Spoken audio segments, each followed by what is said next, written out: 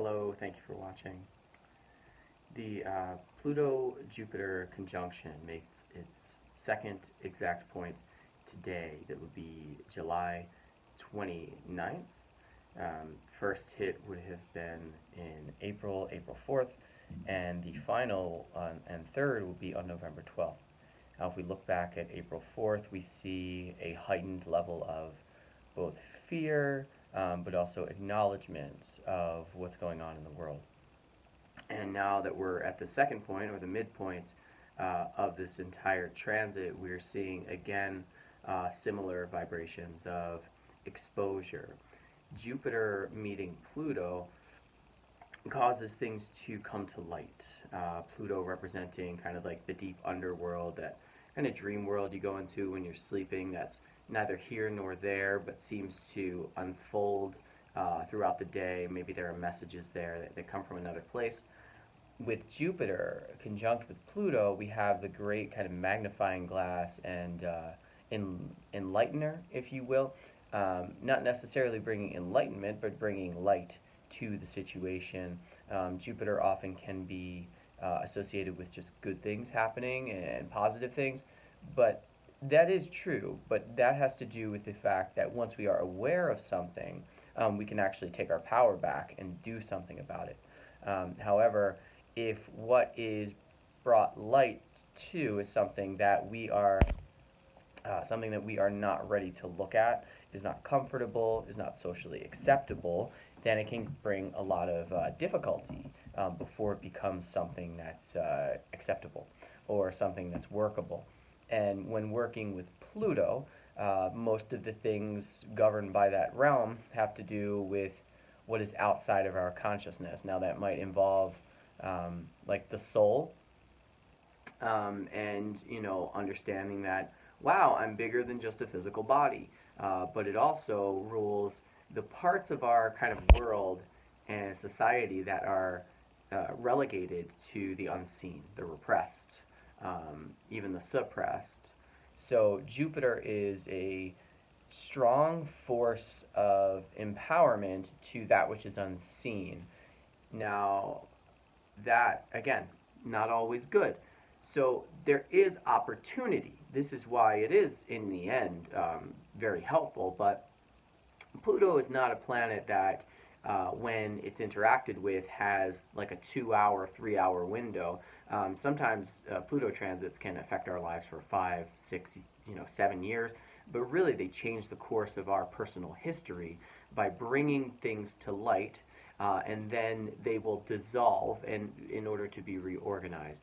Because just like in the plant world, something that lives off the light of the moon, if it's exposed to the sun constantly, it doesn't really feed it in the same way. Basically, it needs to transform, if you catch my drift. So the way that a truth, because a secret is simply a truth that no one is privy to, it's in the shadows.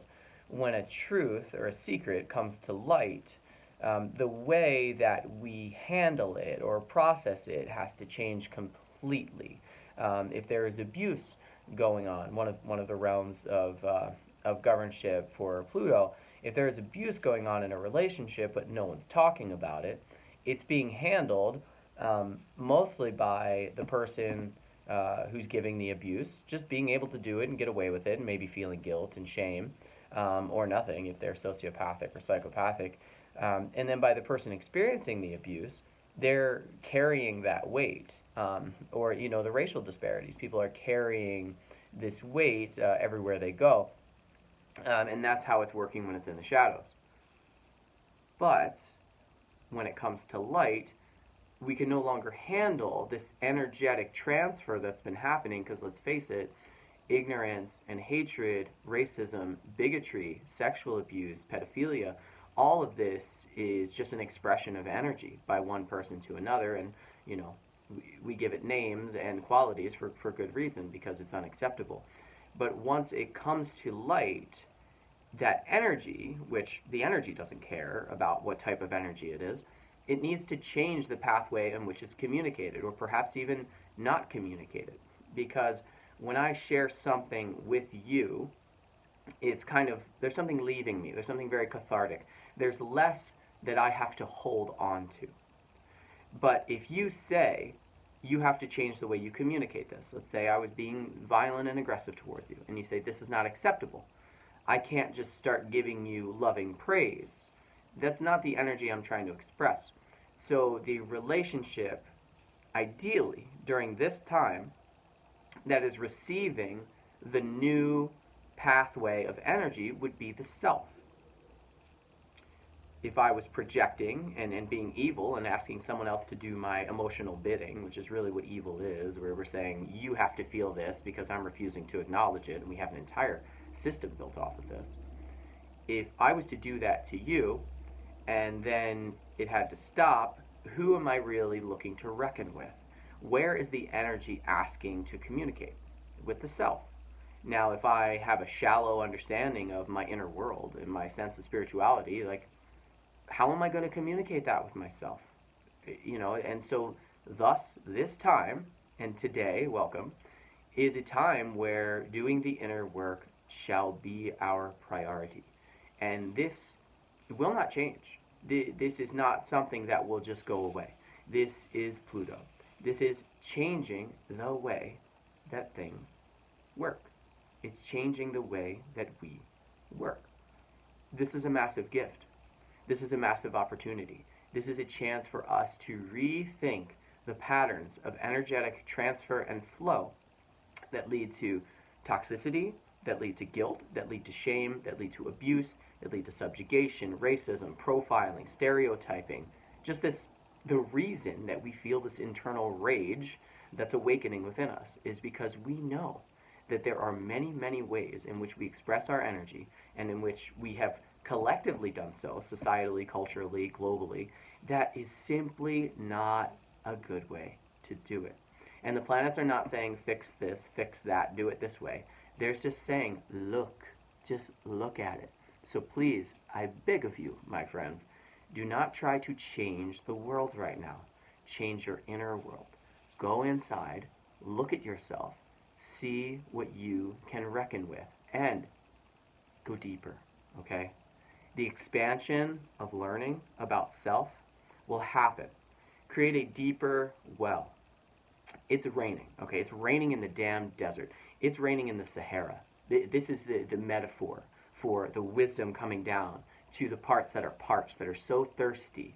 They're thirsty for that godlight. They're thirsty for source, but we have blocked them out. And this is part of life. The moment you're born, you forget you're a soul. You forget about your spirit. It's part of the game. So try to keep it light. But you want to dig yourself a deeper well. You want to get your water catchment system, your wisdom catchment system ready for receiving. So what do you have to do? Because that system's already there. It didn't go away. It's just layers upon layers of denial and trauma, emotional attachments, hatred, rage, anger at other people, projection is a force that allows it to keep going. So take responsibility for the self and just keep going down, down, down. And then once you open that space and you feel all those feelings, because that's an important part of this, allow those feelings to be released. The shame, the guilt, the anger, the confusion, the grief. And remember, it takes time, so be patient with yourself. But then invite something new in. Invite peace. Invite nature. Do you have new relationships you're forming that are very promising, where people will listen to you? Go there. Be there. Be that. Invite that into your new system, okay? These concentrated poisons that all of us have brought into our system, also a good time for detoxification. I hope you're on that. I hope you're drinking water. I hope you're breathing fresh air, okay? Stay away from these foods that you know are not natural. It's really gonna pay off, I want to say. We have a Mars retrograde that's going to be in square to this massive planetary collusion that we're experiencing on Earth, and that's coming in September. So what we really want to hold on to right now is the fact that our body is prepared for the challenge. Our body, our soul, our mind. Because while it may look like the world is falling apart, it is. Because the world is a collective agreement. Okay, the Earth is something completely separate. The world is the morphogenetic field that we all share, okay? And the unconscious use of that power is what Pluto is representing, and it is what Jupiter is saying, look at this shit. Look at this shit. Just look at this shit. And being motivated to do something about it is awesome. So take your time, okay? Gather people, gather groups, and maybe be a little patient on people waking up. There's a challenge. Be a little patient. You don't want to burn a bridge because you don't know what areas you're going to need to go to, okay? You might need to be fording that river later. Don't burn that bridge, okay? You can ignore people. You can be patient. You've done it before, and I know this time is challenging because we're bored as all hell, and we just want everything to feel good. But that's not what's happening, okay? This is a different kind of experience. We are children to the universe. We're toddlers. Some of us are infants. So give it time. You know, we all have these aspects of us that don't want to wake up, that don't want to look at things, that don't want to take responsibility, and just look at why. You know, what might you feel if you were to take responsibility? If you were to just lean into the possibility that you are a part of the problem, okay? Because owning your part in the problem is galvanizing your ability to create and foster a solution.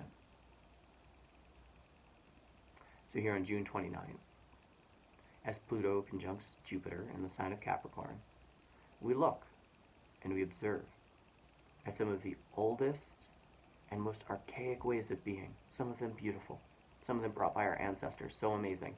Ceremony, ritual, family, community, ways of growing food. And we say, how are we doing it? How are our systems? Are they okay? Are there some people being forgotten about? Am I benefiting off of the fact that they have been forgotten about? And who is really responsible for all of this? We're responsible for our own world, and that's what you can take responsibility for, what you create within. Okay? And from there, we can change everything. Change the world, allow for the earth to flourish. This is what we're heading towards. Okay, but you gotta be patient. This stuff doesn't happen overnight, and if you think the world's gonna go back to the way it was prior to all this that started in January, it's just not. And that's a good thing, because it was unsustainable. It may have been very happy and pleasurable for you, but it was not sustainable for many, many people. And I'm telling you, because of that, it was not sustainable for you. And you may have thought it was, but you have children, this is going to be good for them, okay? Keep moving, trust yourself, and be patient. Try not to jump to conclusions. Be kind, because that's what you want for yourself. The power of the unconscious, the power that we all have given away, and we've all given it our power to something, okay? No one is completely 1,000% empowered. But wherever that is, again, being spotlighted, okay? So I know this is a healing time, and I know that positivity might be hard to come by. So what I'll tell you is that you're very loved, and this is a journey, all right? So have some fun with it. Even if you're in the worst of situations, I'm not telling you to accept that and just receive abuse, but there's lightness, there's levity in things, and you can find it. And you'll find that when you really get it, it helps you. That faith in the universe. There's something supporting you, okay? The fear is everywhere, okay? Because that's what was underneath everything. That's what's being shown. But it's okay to acknowledge that fear and still move. You don't have to change who you are because someone else is afraid, okay? You may need to be compassionate to that, and you may need to do some things to make them feel better, just socially. And that's understandable. You're not losing your identity. I know we're very fierce around our identity these days, but you're okay, all right? Your identity comes from in here, and your soul expresses through you, and it projects that out, that identity, so it's not really that important anyway. Your soul is what's important. So love that soul, pay attention to that soul, and thank you for watching, and have a beautiful day. Enjoy this deep journey. Enjoy the deep dive, okay? And I'll see you all soon. One love.